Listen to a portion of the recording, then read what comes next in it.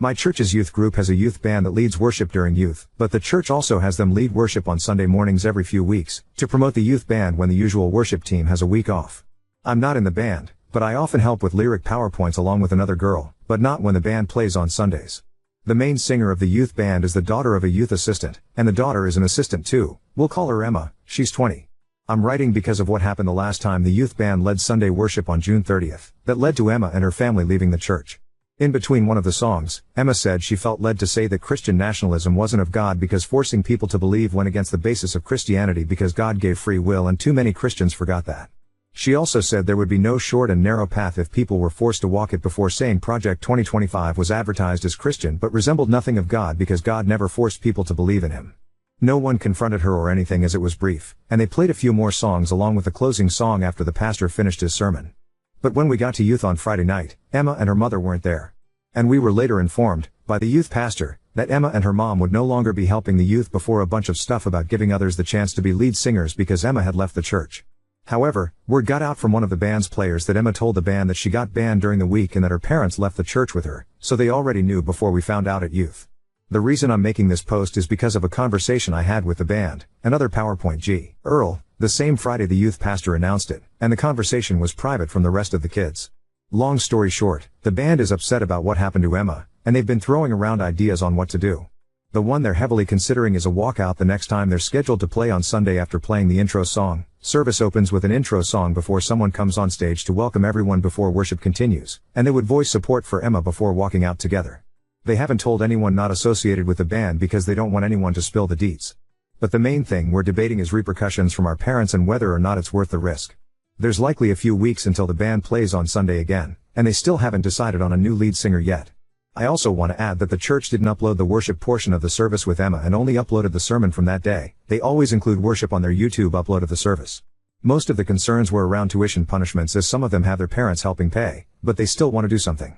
And while I'm not in the band technically aside from coordinating PowerPoint lyrics occasionally, I figured the least I could do was get advice from other adults anonymously because we don't want to ask our parents for obvious reasons, and maybe others could see more pros and cons that we can. I appreciate any advice that anyone gives and will relay it to the band too. Update 1. First, the band is still going through with the walkout, and they're keeping it within the band so that no other kids tell their parents who might tell leaders. It would have been awesome to include others, but the risk of the church catching wind was too great. Second, we have a date of 8/4 when the youth band will do worship for the adults again. Third, the youth pastor appointed a singer from within the group who will take turns singing on Sundays with future participants in the coming weeks. Here's how we hope it happens. The band will play the opening song, which officially starts service, and usually lets people know it's starting. Many make their way from the foyer during the intro song.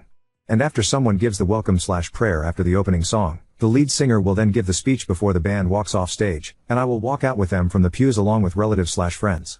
One relative said she might bring some people she knows too, which could make more of a statement to the church to see adults leaving too.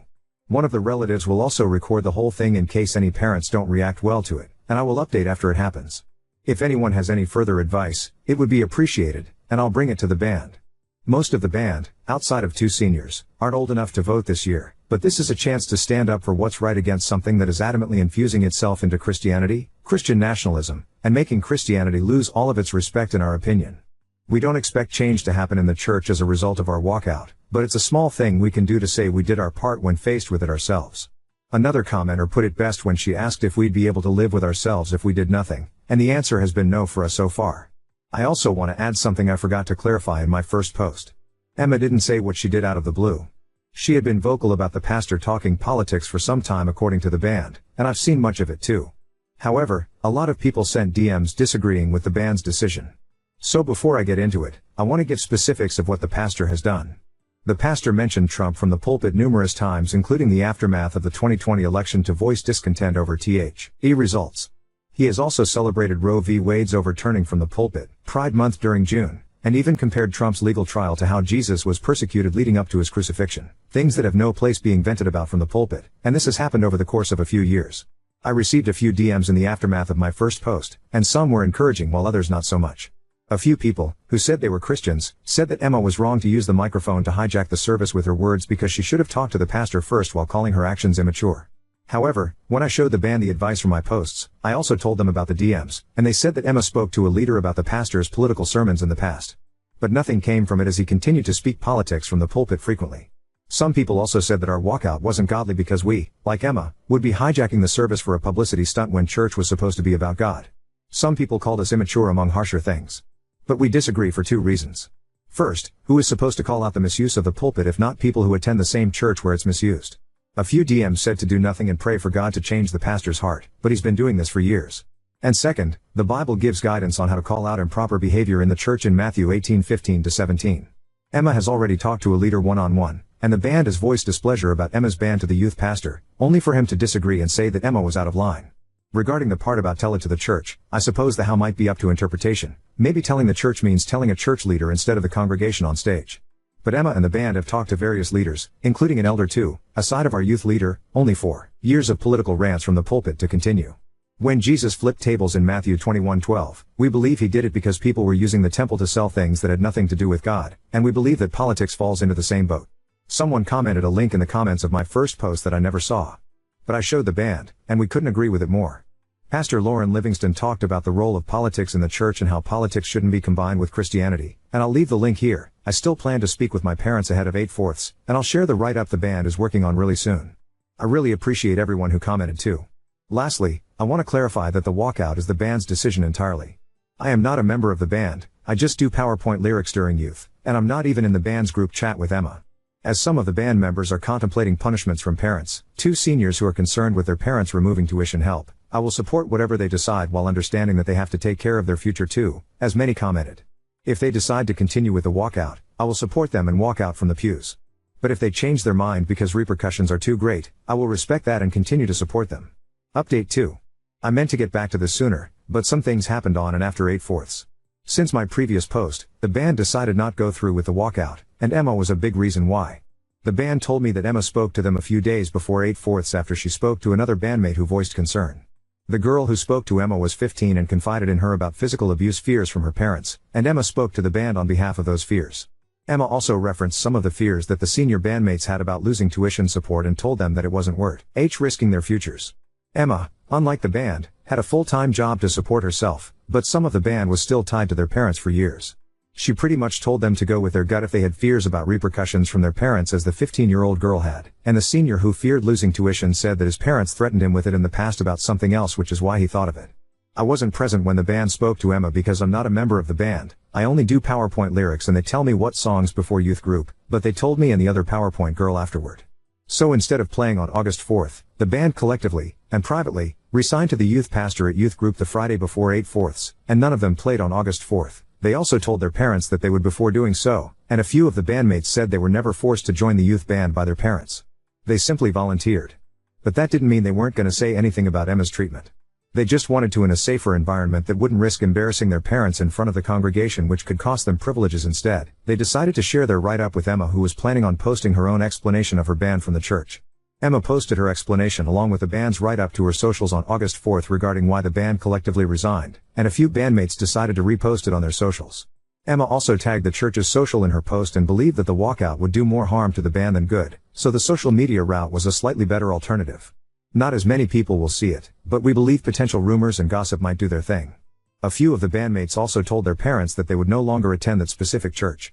And while a few of them argued with their parents, perhaps it was less than there would have been backlash of embarrassing them with a church walkout. The 15-year-old girl ended up attending church on August 4th, but the seniors didn't, although they ended up returning the following Sunday. None of them, including myself, have attended youth group since the Friday right before 8/4, and I didn't attend on August 4th either. 2 unexpected things also happened. I received a DM from someone who said that they were from a Christian news outlet. And while I never heard of their outlet before, they asked permission to share the band's story in one of their newsletters anonymously, not including the band's names or the churches, and the band said they'll pray on it and weigh the decision. Additionally, a pastor reached out in DMs and said that he was encouraged by their story. He also said that pastors were supposed to hold each other accountable and asked for the name of the church so that he could reach out pastor to talk, but Emma and the band are undecided on this at the moment. They said they're going to pray on it along with how it's important to make sure it's a real pastor and that no harm will come to the church, and I told the pastor that I'll get back to him. Emma also told the band that her parents haven't talked to her much since her church statements, and that's because of arguments that they had. Some people thought that Emma's parents left the church in support of their daughter getting banned, but that wasn't the case. Her parents were banned too, and Emma said they didn't appreciate being blindsided by Emma's statement and received some backlash for them. Emma still stands by everything she said, but they aren't talking at the moment. The last thing I'll say is about me and how I feel about everything. And I'll leave the band statement from Emma's post afterward. This was the last straw in a long line of stuff for me from this particular church, but it goes further than that. I struggle to understand how parents can care more about church appearances more than the needs and desires of their kids, and I'm not talking about bad things. I'm talking about normal things, and Emma's statement said it better than I could. Emma said that God gave everyone free will, but the 15-year-old girl vented about physical abuse in regards to not wanting to go to church in the past, and that is the opposite of what God taught. God didn't force people to believe in Him, but some parents take away privileges if they refuse to fall in line with God and their church. I barely even have any friends myself, and I'm not even in the band group chat. The band told me everything secondhand, and none of them are my friends. They hang out together outside of church, but I only have one other friend from church because I've been homeschooled for all of my life because my parents think public school is too secular. I can't even do official sports aside from sports played in the church field that our homeschool group uses, so I can't do leagues or be on any teams like high school. I just wish my parents would have let me go to school, but apparently they don't think their religion is strong enough for me to go to school and supposedly not lose my faith, kinda like they've been keeping me on training wheels for 17 years. Personally, I need a break from church. I know not all churches are bad because the one I happen to grow up in is questionable, but I've decided I'm not a Christian because I said the salvation prayer when I was like 7 or 8, and I don't think that counts. You don't know what you believe at that age because all you have is heavy bias from your parents, and I need a break to be unbiased in the future after my pastor has made some questionable decisions in recent years, venting politics in the church like the people who sold things that weren't of God before Jesus flipped tables. I'm going to try and learn about other religions because Christianity is all I ever knew, so I've stopped considering myself a Christie, and internally of late. Doesn't mean I'll never return, but I need a long break from Christianity because just thinking of modern Christians makes me sick, too much hate disguised as Christianity and political overlap. I know there's good ones, but I have to broaden my perspective. And without a long break, I won't be able to be non-biased in my search. I've also argued with my parents about how I'll no longer attend church, but this is getting too long. Some of the band has faced punishments for not going, and that is the epitome of what's wrong with their twisted version of Christianity, so I hope a break will help me reset in some ways. The band's statement talked about how they would no longer attend the church, but I'm not sure if their parents were the reason they returned on Sunday morning after 8/4. Regardless, here is the write-up that they shared with Emma, and it's longer than what they likely would have been allowed to say before the walkout if someone cut their microphone, which is an advantage of social media in this case. Now on to second story. Recorded a month's worth of my wife's lack of affection to show her our loveless marriage, now seriously considering divorce.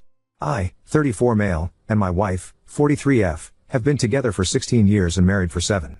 We have a 4-year-old daughter.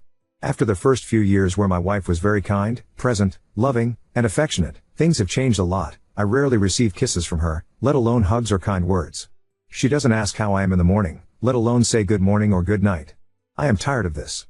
I have told her in every possible way that, as a man, I need these expressions of love to feel loved. Her excuse is that she is too stressed because of the child, but these things were happening even before our daughter was born, or that everything depends on my behavior towards her. Every time, it always depends only on me. When we argue about this, she says I'm exaggerating. Tired of arguing about his for a year, I have recorded in a diary all her expressions of love over the past month. Here you see a screenshot. I know it may seem exaggerated, but believe me, I am exhausted and don't know how else to show her the lack of love I feel from her. What I don't understand is that, sexually, things are fine and we have sex 2 to 3 times a week, sometimes initiated by her. I am fed up, I don't feel loved as I would like, and I have lived like this for many years and now I can't take it anymore. Please don't get mad at me, everyone needs their own time to understand certain things, and I realized this over the past year. I am a romantic, passionate, and attentive man. Normally, I can give 5 to 6 hugs a day, kisses, compliments, surprises, and I can talk about anything and discuss things in different ways. However, being treated like this makes me shut down and withdraw because of the lack of reciprocity. I am seriously thinking of divorcing because I don't feel heard or understood. I don't see a person who understands and takes action to change the situation. Update 1. These days, after publishing the post, I've spent a lot of time reading online, watching reels, watching YouTube videos to better understand my situation, and thanks to one of these, I discovered the issue of avoidant attachment style. I was stunned by how closely my wife fit the description, and I set out to thoroughly study the case. I also identified other things I should do in my relationship: set clear boundaries, demand that my requests are understood, respected, and fulfilled, stand firm in my position, and if necessary, make it clear that I am willing to leave. I showed the Excel sheet to my wife the next day. Her first response was, "But yesterday we cuddled." I told her, "Look at the facts over the past month. There are things you never do and the few things you do are a result of my complaints or arguments. They're not debatable, I'm sorry." Then I told her what I discovered and how she fits unto the case. I read her the main characteristics of these people and the types of traumas they have gone through in their lives. I explained to her, knowing her personal family story, That this was mainly thanks to the abuse she received when she was a kid from her parents. My wife was stunned and listened, then asked me, "So what should I do to solve this?" My answer was I don't know because I really don't know. The thing I do know, and what I told her, is that these problems were generated in her childhood and need to be addressed now. I'm now informing myself about the options available to solve or at least alleviate these issues. Sadly, we have difficult schedules, so a therapist is now off the table. During the day I cried a lot because finally, after 16 years, I understood why we had these problems. A strong sadness came over me because I recalled all the situations where I was treated badly, with indifference, and did not receive the affection I wanted. I also remembered all the lies and manipulations used over time to cover up her shortcomings. I think the first step is to focus on myself and solve my own problems since I developed an anxious attachment style. I'll probably use an online course and books to do this since I have very little time between my daughter and work.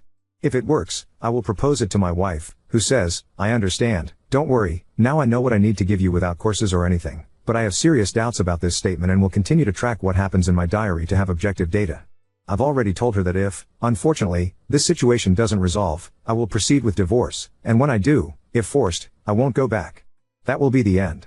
I will also follow the excellent advice from, in the meantime. I will let you know what happens. Personally, I want to see how things go next week. I am sure, unless I am mistaken, that my wife will only last 3 days. In any case, I will continue on my path to heal and be ready for a new relationship when the time comes. Update 2. So, as expected, my wife lasted less than 3 days, actually just 1, in terms of giving kisses, hugs, cuddling. But it doesn't matter, I found all the things I need to fix in me, so I'm starting the journey alone in order to grow and be able, without hesitation, to proceed with a divorce and don't go back to her. I'm also seeing a lawyer to have everything checked before I proceed in the future.